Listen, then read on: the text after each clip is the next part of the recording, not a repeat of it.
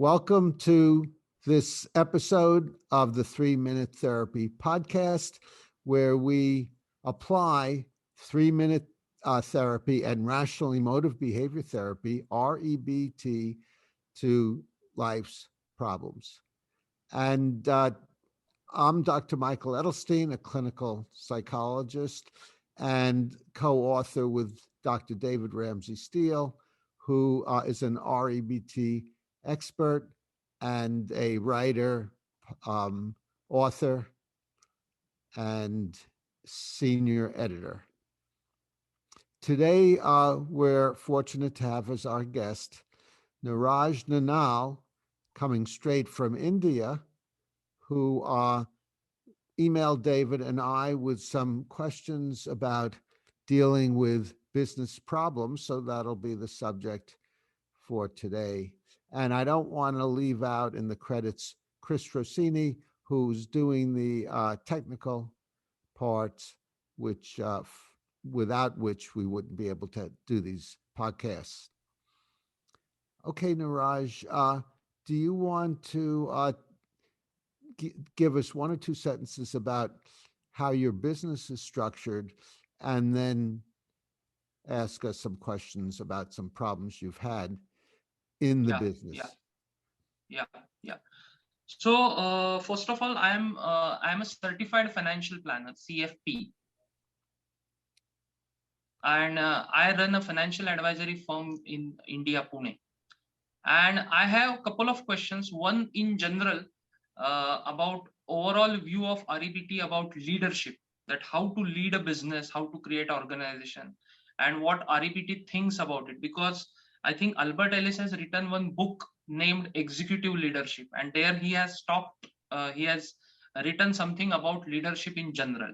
So that would be the first question which I have, and then probably a couple of specific questions with regard to my business and the issues faced by me. So okay, how does very that sound? good. Very good introduction, Niraj. And this, Niraj was referring to this book by Albert Ellis, Executive Leadership, which applies rational emotive behavior therapy to specific problems in business and does a great job at it. Although the book is quite old, but it's still very relevant today. Okay, Niraj, do you want to start with your first question? Yeah, so as I told you, I would first like to know about overall opinion of REBT about leadership in general. So can I just explain you what I mean by leadership? Sure. Yeah. So leadership, what I think about as leadership is about uh, helping people to get together and take them towards some common goals, motivate them, inspire them to reach a common goal. So we have great examples like Mahatma Gandhi in India, who was a leader of freedom struggle, or Martin Luther King in US. So people like this, if we can see these examples, these people were exemplary leaders. So in this context, what do you think? What is the view of REBT in about leadership in general?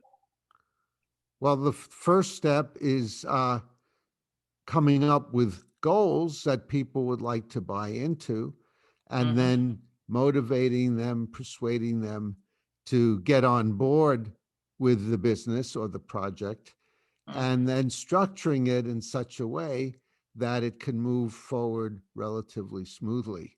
So as far as I'm concerned, that would be the big picture. David, did you want to modify, add, or subtract from that? Well, I'm going to unplug now so you can hear me. Of course, if you're in business and you've got employees, you want to motivate them towards a common goal, which results in you having a positive return on your investment.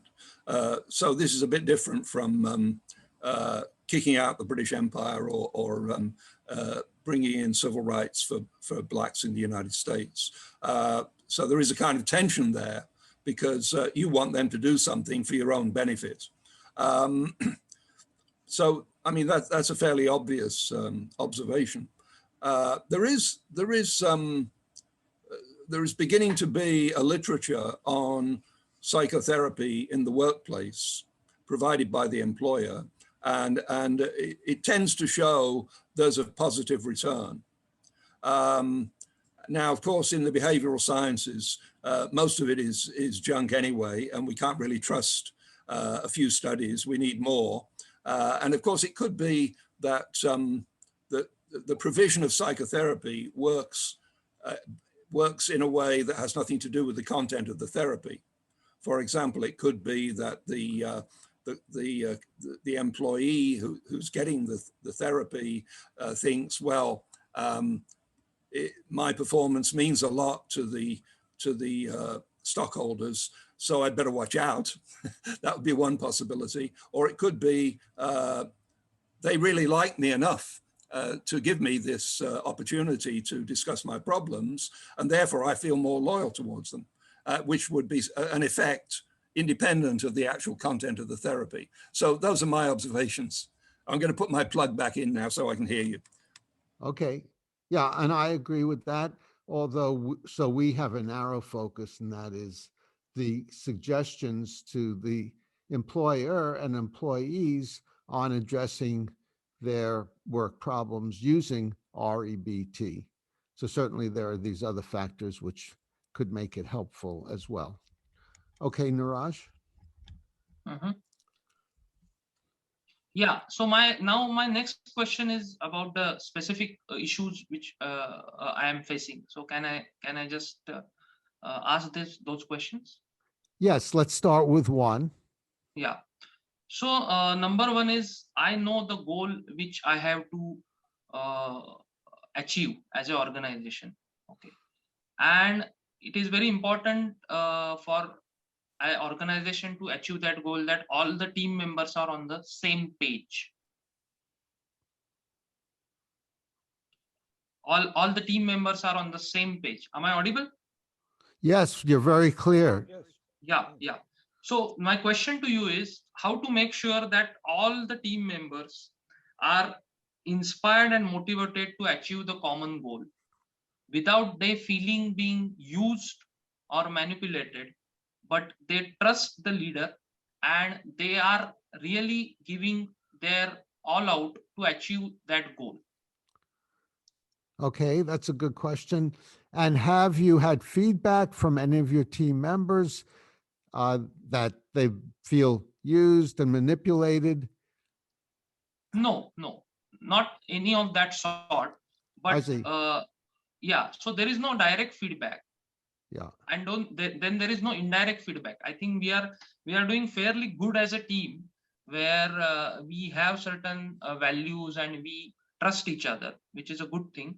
But my question to you is how to improve on that.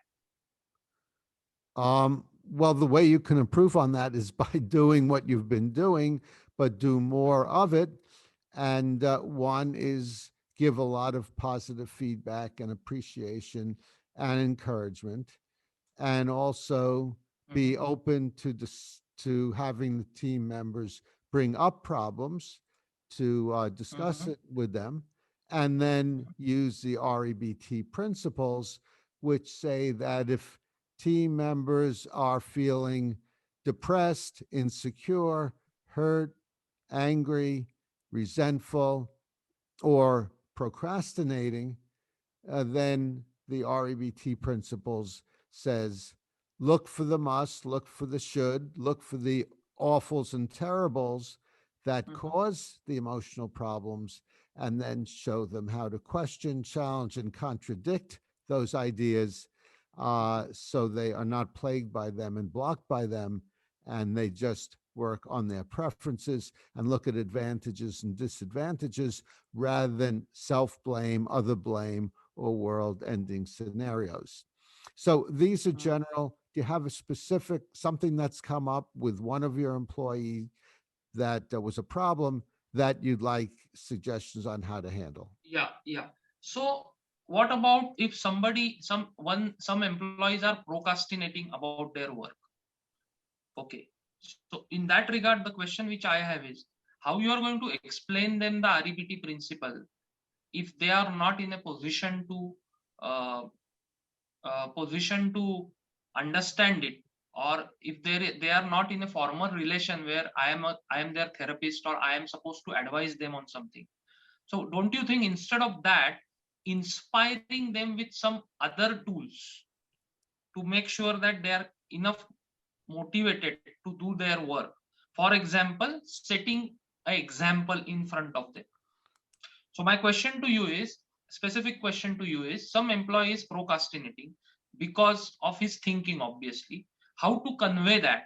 Or are there any other ways rather than the typical way of explaining them REBT? Well, the first, I think first of all, nothing to do with REBT, but one tool that is very important in such situations is a written job description, which can be reviewed with the employee every 6 months or every year, and makes it absolutely clear what's expected of them. And you know, in many cases, there's a kind of resentment based on the idea that's not really my job. So that's one thing.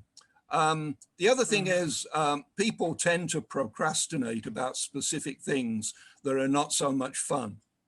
And I think a beginning here is to acknowledge that and say to them openly and sympathetically, yeah, this isn't fun stuff, but it has to be done because we need it for this, this, and this. So reminding them of the big picture and why this is essential. right, right, very good. The big picture. And then the little picture, which is as important, is why are they finding out from them what the problem is in terms of their procrastination. Now, often with procrastination, the problem starts with a practical problem, and that is they see the task as too hard or too uncomfortable, or as David is saying, they're not on board with it. So you would show them that even though the task is hard or difficult, they're blocking themselves not because the task is hard or difficult, because they're telling themselves, because it's hard, it's too hard. It shouldn't be so hard. I can't stand facing these problems. So in that case, you could show them, teach them the empirical method, which is questioning, challenging, and looking for the evidence for these beliefs.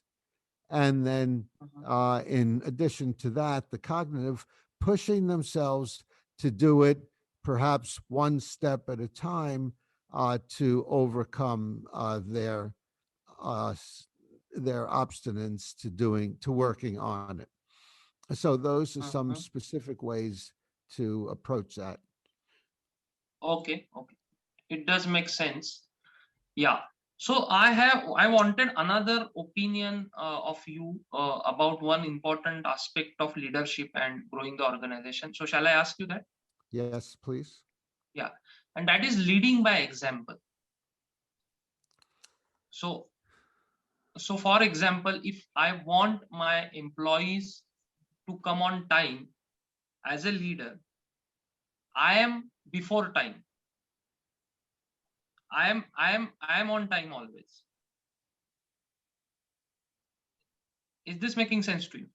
Yes, yes, that makes Yeah. sense. Yeah. Yeah. So for example, if I want my employees to work 12 hours, then I should be there with them probably working 13 hours, 14 hours.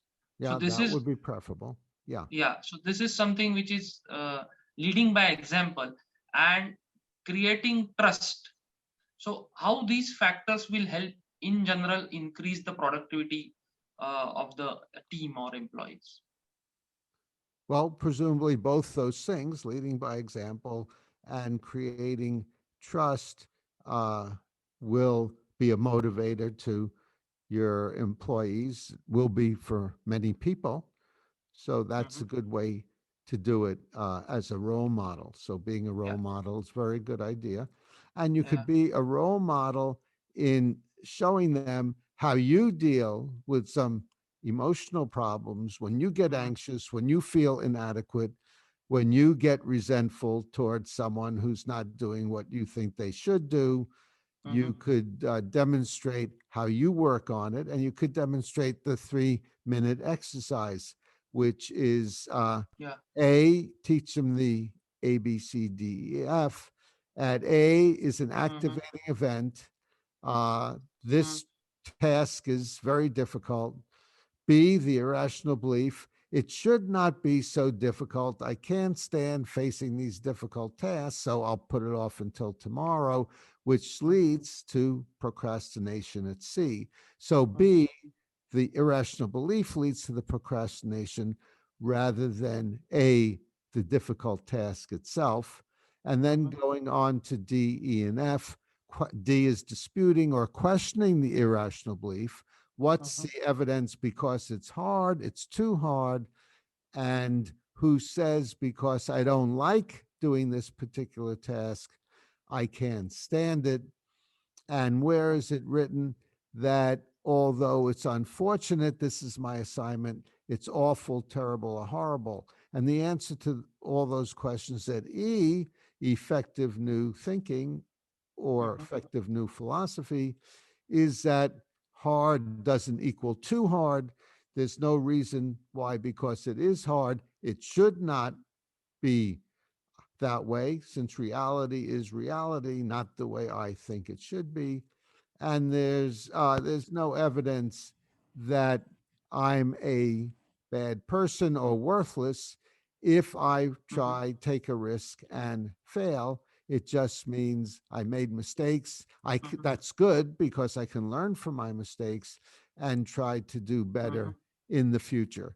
Uh, Yeah. and then E, once they practice, practice, practice, and internalize the E's, and that leads to F, a new feeling, which is concern about facing a hard problem, Mhm. frustration, which is Mhm. a adaptive negative emotion rather than withdrawing and giving up, Mhm. and determination to work at it and learn from my mistakes. So, Yeah. so that's a main thing you could teach your this employee. And in fact, you could have a general meeting with all your employees and teach them some of these basic principles and methods that they can use to work on to address some of these work problems.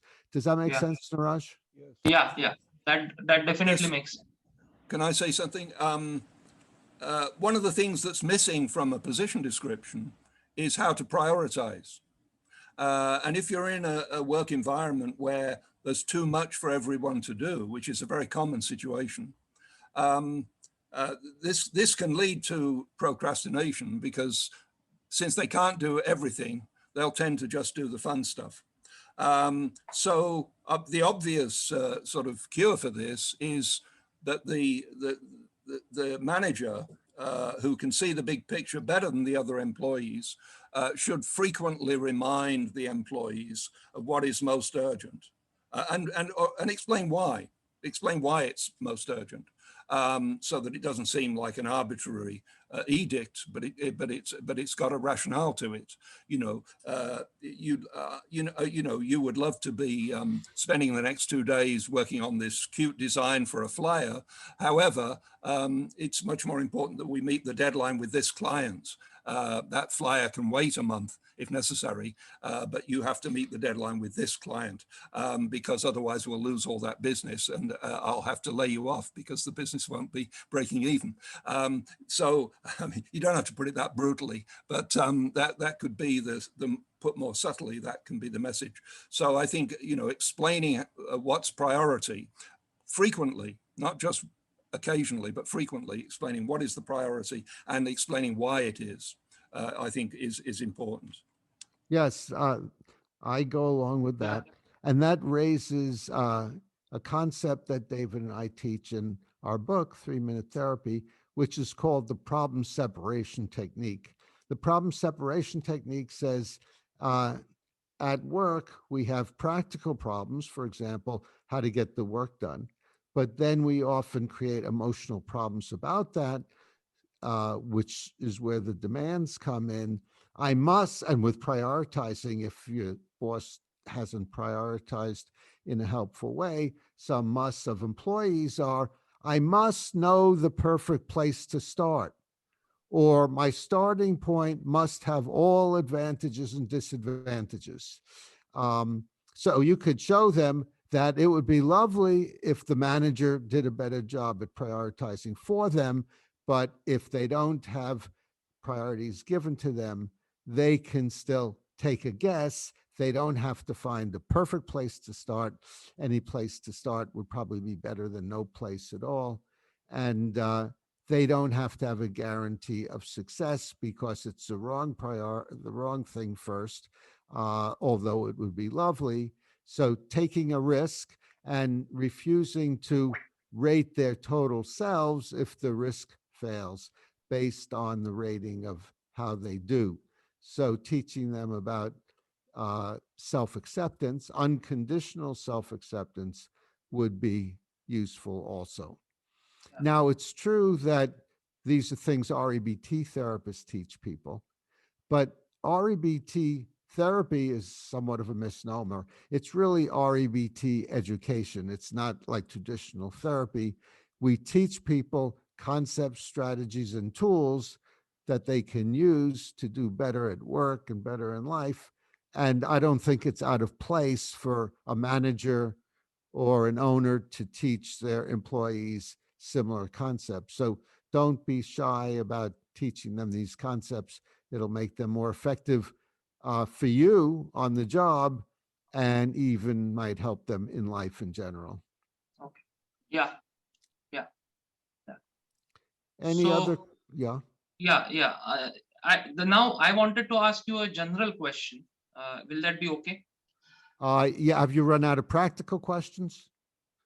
Yeah. So I want to ask this general question to help me in the practical part. Yeah. Yeah. Yeah. So that is related to Dr. Albert Ellis because I consider him as a great leader. Yeah. So do you have any personal antidote which actually signifies how he led and how it can be used by people in general in terms of building their organization? Yes, that's a good question. And I think as a leader, he illustrates some of the things that you, David, and I have already pointed out. He was a great role model, taking Mhm. risks, risking failure. And I think the reason why Albert Ellis almost single handedly changed the course of psychotherapy, which is the subject of another book Dave and I wrote called Therapy Breakthrough, was because he took risks. He spoke to hostile audiences in the early 60s. Most psychologists and psychiatrists were hostile to these ideas and very critical, but that didn't stop him. He spoke, he wrote, he did interviews, and he was undeterred. So, a type of single minded focus, once you have the priorities, as David mentioned, and you focus on the most important first and you work toward those and don't let the difficulty stop you, people's disapproval stop you. Keep it in mind and think about it, but if you decide it's not useful, don't let it stop you and keep on going in a somewhat single-minded way. So that was one way he was a good leader, a role model. um, Another way he was a good leader was he organized things. He started a institute in in the late 50s, early 60s in New York. It was first called the Institute for Rational Living, then the Institute for Advanced Study in Rational Therapy, and then the Albert Ellis Institute. And so he organized that, structured that, and got it going. Another thing he did as a role model was he was very prodigious in writing books and getting the words out. He's written over 80 books, almost all of them dealing with this type of therapy, rational emotive behavior therapy, and applying it to a host of problems. And one example we discussed earlier, his book on executive leadership, a rational approach. So writing books, maybe these days having podcasts and writing blogs might be more effective than writing books, but uh, having a large output as Albert Ellis demonstrated, also is very useful. Yeah. David, did you want to add to that? No, I agree completely with everything you just said, Michael. Yeah. Okay. Okay. All right. Anything? We're going to wrap it up now, Niraj. Any last questions? No, I think it was really helpful, all the things which you shared, and definitely I can apply them in my own business. Thank you very much. Okay. Very, very good. Yeah. Okay. And if you enjoyed the this episode, please let us know. Give us a like, and support us on Patreon to keep us going. Suggest subjects, as Niraj has done this time and before, and volunteer as a guest to come on, as Niraj has, for which I'm very grateful. We're always looking for guests. Comment below, ask questions, disagree, and subscribe to the 3 Minute Therapy podcast to stay on the rational side of life.